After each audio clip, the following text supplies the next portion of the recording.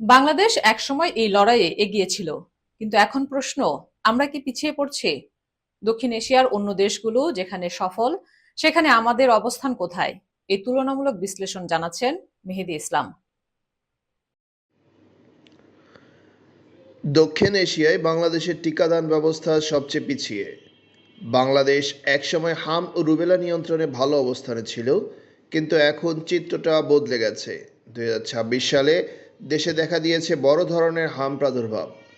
কয়েক সপ্তাহেই হাজারো সংক্রমণ, শতাধিক মৃত্যু, যার বেশিরভাগই শিশু। অন্যদিকে দক্ষিণ এশিয়ার কিছু দেশ অনেক এগিয়ে গেছে। ভুটান, মালদ্বীপ ও শ্রীলঙ্কা ইতিমধ্যেই হাম নির্মূল করেছে। তাদের টিকাদানের হার নিয়মিত 95%-এর বেশি। ফলে সেখানে বড় ধরনের প্রাদুর্ভাব আর দেখা যায় না।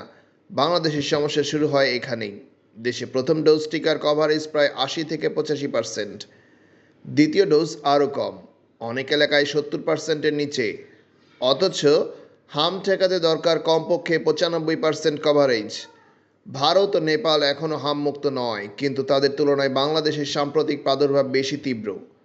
কারণ এখানে টিকাদানে ফাঁক বেশি, আর সাম্প্রতিক ক্যাম্পেইনে পিছিয়ে গেছে। রুবেলার ক্ষেত্রে কিছু অগ্রগতি হয়েছে, টিকার কভারেজ বেড়েছে, সংক্রমণ কমেছে, কিন্তু পুরোপুরি নির্মূল এখনও সম্ভব হয়নি।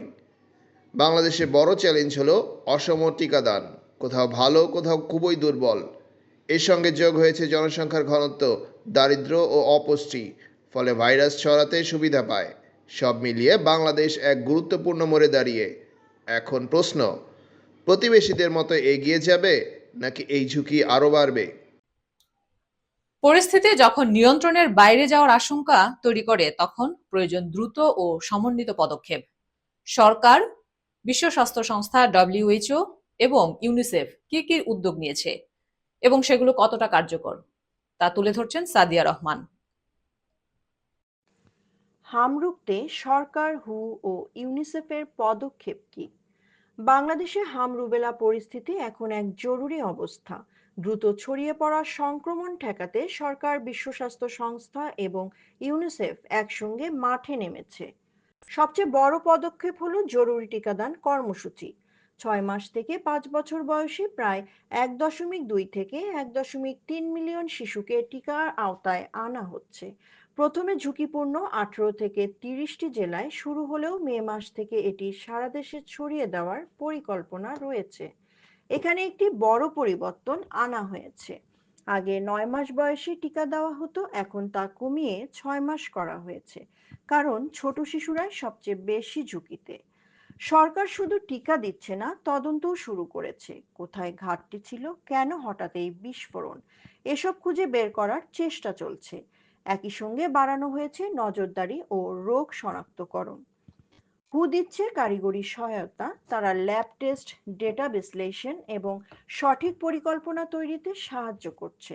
তাদের লক্ষ্য স্পষ্ট, কমপক্ষে 95% টিকাদান নিশ্চিত করা। অন্যদিকে ইউনিসেফ কাজ করছে মাঠ পর্যায়ে। তারা টিকা সরবরাহ, সংরক্ষণ এবং মানুষের মধ্যে সচেতনতা বাড়াতে কাজ করছে। বিশেষ করে বস্তি ও শরণার্থী এলাকায় প্রচার চালানো হচ্ছে। সব মিলিয়ে এটি শুধু একটি স্বাস্থ্য কর্মসূচি নয়, এটি সময়ের বিরুদ্ধে একটি দৌড়। এখন দেখার বিষয় এই প্রচেষ্টা কত দ্রুত পরিস্থিতি নিয়ন্ত্রণে আনতে পারে। হামের প্রকোপ থামানো না গেলে হাজারো প্রাণ ঝুঁকিতে। বাংলাদেশে হাম রুবেলা পরিস্থিতি যদি এখনই নিয়ন্ত্রণে না আনা যায়, তাহলে সামনে অপেক্ষা করছে আরো বড় বিপর্যয়। বিশেষজ্ঞরা সতর্ক করছেন, এটি শুধু শুরু।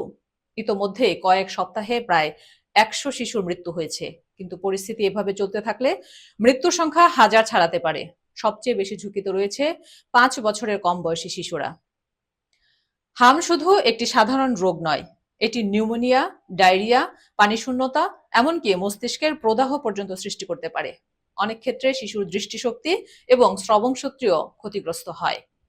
অপুষ্ট শিশুদের জন্য এটি আরো মারাত্মক। অন্যদিকে রুবেলা গর্ভবতী নারীদের জন্য বড় হুমকি। সংক্রমণ হলে শিশুর জন্মগত ত্রুটি দেখা দিতে পারে। বিশেষজ্ঞদের আশঙ্কা, যদি টিকাদানের ঘাটতি পূরণ না করা হয়, তাহলে হাসপাতালগুলো চাপ সামলাতে পারবে না। ইতোমধ্যে ঢাকায় রোগীর সংখ্যা কয়েক গুণ বেড়েছে। এই সংক্রমণ পার্শ্ববর্তী দেশগুলোতেও ছড়িয়ে পড়তে পারে। তাই এখন প্রয়োজন দ্রুত ও শক্তিশালী পদক্ষেপ। বিশ্ব স্বাস্থ্য সংস্থা, WHO এবং ইউনিসেফ বলছে অন্তত 95% শিশুকে টিকার আওতায় আনতে হবে। পাশাপাশি নজরদারি বাড়াতে হবে এবং যারা টিকা পায়নি তাদের দ্রুত অন্তর্ভুক্ত করতে হবে। এই সংকট এখনো থামানো সম্ভব যদি আমরা এখনই সচেতন হই এবং প্রতিটি শিশুকে টিকার আওতায় আনি। কারণ প্রতিটি সংখ্যা একটি জীবন আমাদের ভবিষ্যৎ। সিদ্ধান্ত এখন আমাদের। আমরা কি রুখে দাঁড়াবো নাকি অপেক্ষা করব আরো বড় বিপর্যয়ের জন্য? প্রিয় দর্শক, আজকের মতো এখানেই শেষ করছি। উপস্থাপনায় আপনাদের সঙ্গে ছিলাম আমি জিন্নাতুন নাহার। ধন্যবাদ আমাদের সঙ্গে থাকার জন্য।